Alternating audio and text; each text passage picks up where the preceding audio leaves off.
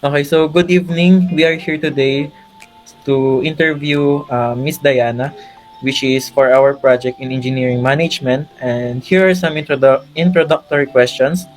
So, can you share your name, position, and how long you have been working in your current organization? I'm Diana Marie Chavez. I've been with the Lorca for almost 3 years, and in my current position, I've been appointed for a year already. Okay, so how has your experience been so far, and have you encountered any significant challenges in your workplace? So far, so good. No major setbacks or challenges experienced in our workplace. Okay, thank you. So, for the planning part, how will you set your goals and plan strategies to achieve them for your team or organization? For the planning part, we have a specific action plan. We try our best to foresee and be proactive in seeing what could be a possible event that might happen, negative or positive. So we make sure that we are aligned with this. We have the proper scheduling plan and everything. Okay. And So, do you develop plans independently or do you work with a dedicated planning team? we have a dedicated planning team on our organization, and then they give us a schedule for the agents or the content moderators. Okay. So, can you share an example of a successful project that you have planned? We do not create projects specifically sa BPO industry, but so far we actually work with clients and we make sure that we meet the client expectations. So far, our client works with us for almost 3 years na din, the same time that I've been in the company. So I think they're very satisfied with us, and currently we're still ramping and they keep giving us markets or a low line of businesses because they trust us that good. Okay, so thank you. That's all for my question in the planning section. So, next would be organizing. So, good day po ma'am. I'm Linda Gonzalez and I will be asking about organizing the staff. So, I will start with the question, how do you ensure tasks and responsibilities are distributed effectively among your team? For tasks, I'd say we actually have a specific team na nagpo-provide sa kanila din. But to monitor if they're adhering to those tasks, we make sure that we have a tracker and we have specific client tools to check on if they are aligned with the plans that we have and they are still following the specific timeline and schedule that we give them. Okay, so thank you for that. Next question will be, what strategies do you use to optimize resources and handle unexpected changes? Strategies, I'd say, as I've mentioned earlier, we make sure that everyone is proactive. We have this glide path that we follow. That is a file wherein we predict kung ano yung magiging possible scores in the future. And then with that glide path, we make sure na meron kaming specific action plan na being done para maabot namin yung mga goals namin na scores and everything. Okay, for the next question and the last question, part of the organizing, how do you organize your team to achieve those plans objectives?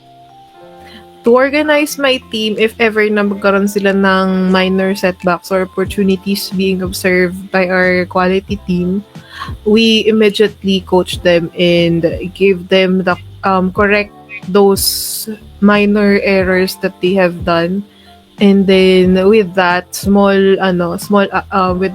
with that thing that we do, we were able to keep up naman, and then na-follow pa rin naman namin yung light path, and still satisfied pa rin naman yung client namin so far.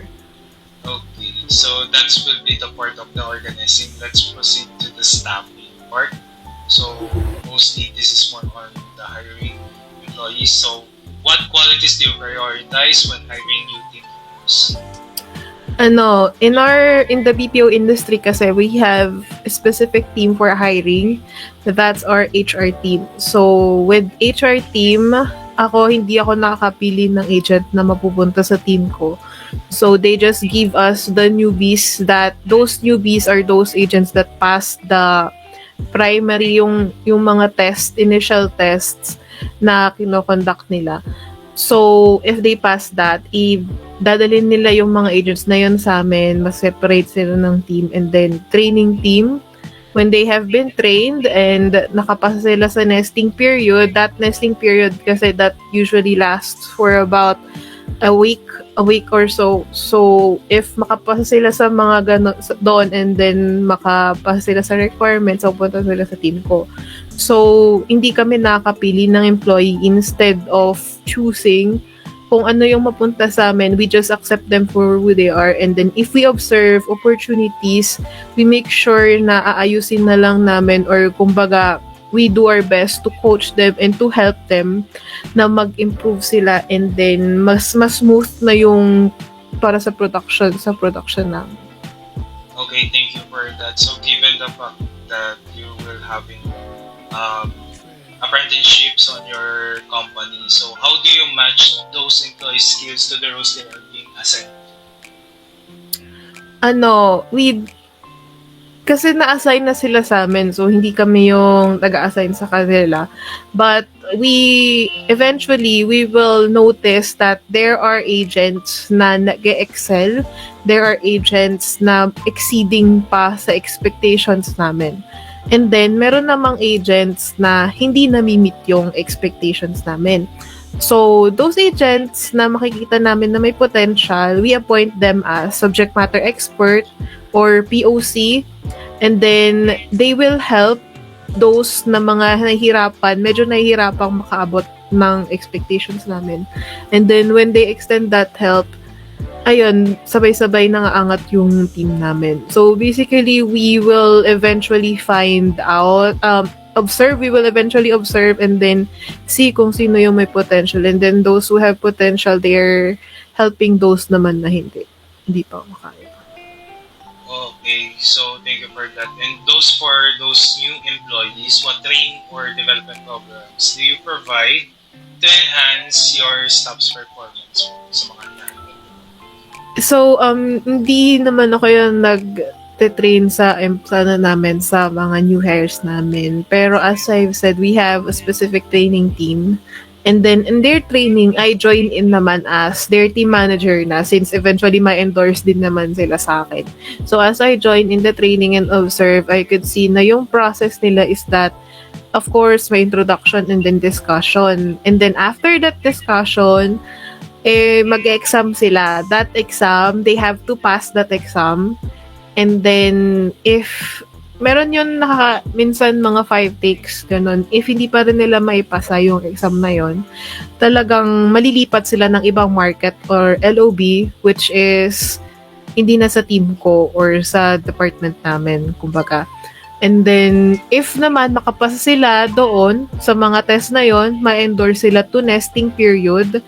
That nesting period, as I've mentioned, minsan 1 week, minsan 2 weeks.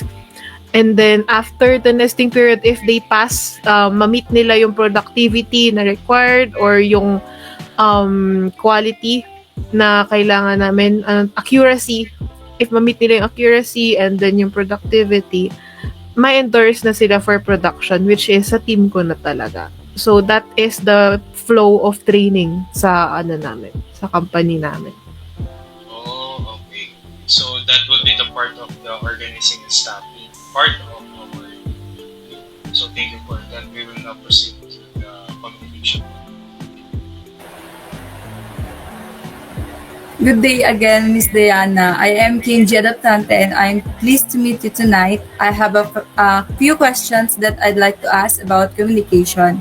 So for the first question is, how do you maintain clear and open communication with your team? So, for communication, when I work on site, nagpo-floor walk ako. Floor walk means you will, literally, you will walk around and then extend help kasi arm reach lang naman yung mga agents ko. So, I will walk around their bay or yung hilera nila and see para one call away pag tinawag ako kailangan nila ng tulong so I can instantly reach out to them. Pero now since we're working at home, we make sure that we have proper communication. By proper communication, we utilize, if you're familiar with Microsoft Teams, we utilize that. We also have a specific client tool na doon meron kaming means of communication din. Para din siyang Teams, pero mas monitored yun ng client namin, kaya client tool siya. We usually conduct calls, usually within the whole shift nandun kami sa call na yun or meeting na yun para isang tawag lang sa amin, masagot ko na kung may kailangan sila sa akin. And also, they are open naman with me. Pwede sila mag-PM sa akin if very personally request nila. We also have lines to reach out to our bosses pa, higher ups. We can reach out to them via email. We utilize our tools, Microsoft tools. And ayun, since we're working at home, open communication lang talaga. So for my next question is, do you prepare a casual communication style or do you maintain a superior subordinate dynamic? I'd say I'm not too casual or lenient with my agents, but also I'm not that strict. Kasi if I become strict, minsan matatakot yang mga yan lalong mag-open sa'yo. Minsan maglilihim pa yan lalo. Pero if you're in between, tapos naman kapag sobrang casual mo, baka hindi ka na seryosohin. So ako, I prefer to be in between. I casually speak with them along with that when we are working, we are serious with our work, and I make sure that they respect me still kasi mahirap kapag di mo makontrol yung part na yon, lalo na may mga naging agents ako na mas matanda talaga sa akin. So ayun, I'd say I'm neutral, I'm in between. So for my last question is, can you share an example of how you resolve a communication issue within your organization?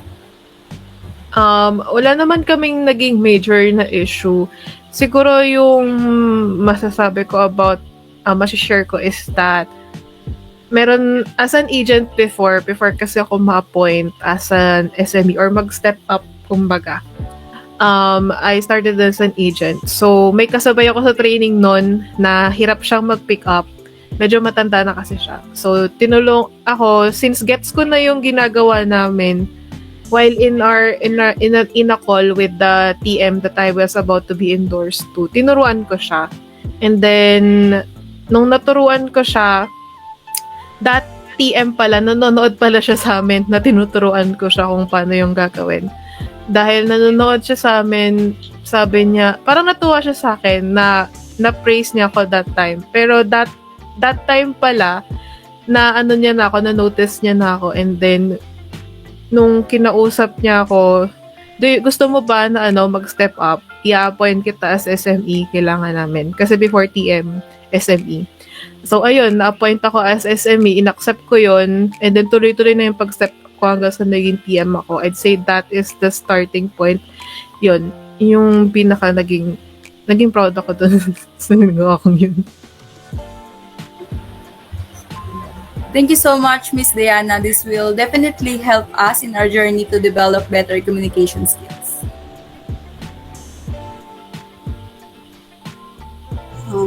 Good evening po, Miss Diane. I am Cherry Del Castillo po, and I will ask some questions po about motivating and leading. First is, what techniques do you use to motivate your team and celebrate achievements? To motivate our team, we have a specific team sa company namin. Just like sa training, may training team sa amin. If for motivations and everything, we have our engagement team. That engagement team, meron silang calendar na fina-follow. So, every day or at least every week, sa specific days of the month, meron silang events na ginagawa sa prod, and also involved doon yung mga naka-work at home. An example na ginawa namin is meron kami na show your pet day. Pati yung mga naka-work at home, nag-send sila ng pictures. Tapos yung mga kahit on-site naka-join. So we create events like that na merong mga prizes para ma-uplift naman sila, maging masaya pa rin sila sa company namin. And also, if we have top performers to acknowledge yung mga accuracy scores nila, yung mga exceeding our expectations. So when they meet those, magiging top performers sila. And then of course, may incentive yon kasi lahat naman tayo driven by incentives. Ayun. Next question po, how do you handle conflicts among team members po? Conflicts among team members. If in that event, we've actually had an experience of that. In that event, what we do is that, of course, talk to them individually. May process kasi yon before sila mabigyan ng verbal warning or everything. We talk to them individually and then we try our best to meet in the middle and then mapagkasundo sila. If in the event na hindi kaya ng usap lang, mag-intervene na doon yung HR ng company. And then, pag nag-intervene na yung HR, unfortunately, we have to issue them paper or possible na may isang mag-resign everything. And ayun. Kasi conflicts sa workplace is bad din yung magiging outcome nun sa work. Lalo na if impacting na siya sa scores ng team namin. Po. Last question po, can you share a time when your leadership inspired positive change in your organization po? So for leadership, I'd say I have experienced na maging top 3 na TM sa namin. We are about more than 10 teams din kami, pero napasama yung team namin sa top So that although I have achieved that, I'd say na hindi siya top TM kundi top team talaga. Yung buong team kasi yung nagdala nun, hindi lang ako.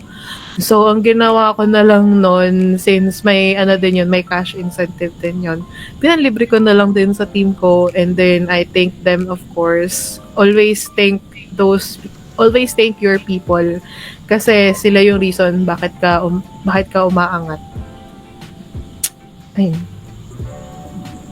Thank you po for answering our questions po. Welcome. Good evening, Miss Diane. Good So evening. for my questions will be for controlling. So for my first question, how do you measure your team's performance and ensure project stays on track? Ayun, as I've mentioned earlier, we have a glide path that we follow. Yung siguro yung basically parang yun yung track namin. And then to have that followed, kailangan merong kang action plan. That action plan is, it varies if there are minor setbacks or changes weekly. So pag weekly may mga magbabago of course yung action plan mo. So ayun, we create action plans and then make sure that action plan is well executed before the end of the week, and then yung goals namin is nami-meet namin, and then follow namin yung glide path. Okay, so for my next question, what steps do you take when a project doesn't meet its objectives? Since I've mentioned na hindi kami naggagawa ng project, in the event na ganun kasi, of course, bibitaw yung client sa amin. Wala pa namang nangyayari na ganun. Pero I'd say yung mga nag-fail, siguro example na nun, if yung agent nag-fail siya for 2 consecutive weeks, hindi namin siya susukuan. We will still help. Hindi kami susuko. We will still help them. If kailangan na mas tutukan namin. And then, yung action plans, dadagdagan, if ever. And then, we'll make sure na yung communication with that specific agent is mas tight compared to the other. Kasi, and also, since I always make sure that we work as a team. So, if in the event na mayroong kaya pang tumulong aside sa akin, na from the team, within the team, I make sure that they also reach out and then help that person. Sabay-sabay aangat. Okay, so for my last questions about controlling, how do you ensure compliance with company policies and maintain organizational standards? To make sure with para ma-ensure yan, we have, as I've mentioned kanina, meron kami mga specific client tools. So, those client tools, they monitor yung hours worked by agent. Aside from that is, kung meron din kaming trackers, kung ano yung, kung nami-meet nila yung productivity na required nila for the day. And then, accuracy is, we have our QAs to check on that. So, we make sure that we are tracking everything. I myself utilize yung mga client tools na yun. Kasi, if hindi nila ma-meet yung productivity, unfortunately, bawas yun sa sahod nila. So, we make sure na we are tracking everything with those client tools, and maswerte naman kami na yung mga client namin is, they are mayaman naman sila to provide tools na talagang ang galing kasi namomonitor talaga lahat individually. So, thank you for that. So, for my next question will be about general tips. So, what advice can you give on effectively managing an organization and its people? What advice I could give is that as someone who started as a mahiyain na estudyante before, do not be afraid to ask questions. Do not be afraid to reach out when you need help. Hindi nakakahiya na mag-ask ng tulong. Mas nakakahiya pag nagkamali ka kasi hindi ka humingi ng tulong. And also, find someone that you look up to. Find a mentor. Gas-gas na yung advice na yon, pero it really helps you kasi that mentor will be frank sa'yo. Sasabihin niya sa'yo kung saan ka nagkamali and saang room, kung ano pa yung room mo for improvement. Ayun. And then, be honest with yourself. And huwag kang susuko agad. Ayun. Thank you for answering all of our questions. That will be the last. Thank you again, Miss Diana. You're welcome. Okay, so again, Miss Diana, thank you for taking this with the utmost patience that you could give. With all sincerity, we are really grateful for your cooperation with this interview. That would be all, and this is the conclusion. Thank you. You're welcome.